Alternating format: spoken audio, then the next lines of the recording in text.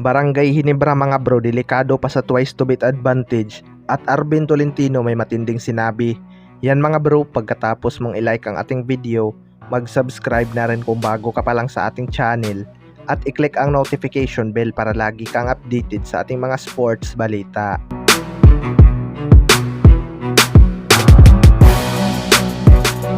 So natalo nga ng Meralco Bolts ang sister team ng Barangay Ginebra na Magnolia Hotshots mga bro. No bearing game na rin naman ito para sa Magnolia Hotshots dahil secure na nga sila sa number 1 pero nakasalalay nga sa kanila ang possible twice to beat advantage ng Barangay Ginebra. Kung tinalo ng manok ang Meralco Bolts, magiging tabla nga sila ng Barangay Ginebra, 6 wins 3 losses. Kaya kung magtabla man ang Barangay Ginebra at SMB after ng elimination rounds mga bro, SMB nga ang papasok sa top 4 dahil sa cushion system. Kaya nagiging alanganin nga ang Barangay Ginebra sa pwestuhan pero hindi pa naman tapos mga bro. Dahil pag nakatabla nila ang Meralco Bolts, sila nga ang papasok dahil pa rin sa cushion system. Marami ngang naniniwala na kaya pa rin ng Barangay Ginebra mag-advance sa quarterfinals kahit magkaroon sila ng twice to beat disadvantage. Mas lumalabas nga ang laro ng Barangay Ginebra kapag nadidihado sila sa laban. Ang kaibahan lang mga bro ay wala itong si Justin Brownlee na kayang bumaliktad ng mahirap na sitwasyon.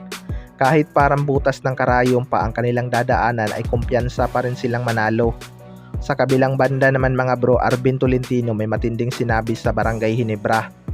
Ito ngang si Arvin Tolentino ang isa sa mga leading local scorer ng Northport Batangpier ngayong conference. Lumabas talaga ang kanyang potential mga bro simula noong i-trade siya ng Barangay Ginebra. Hindi man ito ganun ka-athletic pero nahuhubog na nga ang kanyang outside shooting at depensa. Maraming beses niya na ngang pinahirapan ang kanyang former team na Barangay Ginebra. Ayon nga kay Arvin Tolentino mga bro ay gagawin niya daw lahat ang kanyang makakaya para sa Northport Batangpier. Well, panigurado ganado na naman itong si Arvin Tolentino na makalaban ang kanyang former team na Barangay Ginebra at ipakita ang kanyang improvement.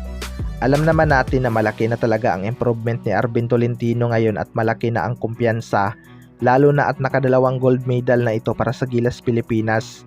Nadadala niya nga sa Northport Batangpier ang kanyang nakuhang experience, kaya panigurado pahihirapan ng Northport Batangpier itong Barangay Ginebra.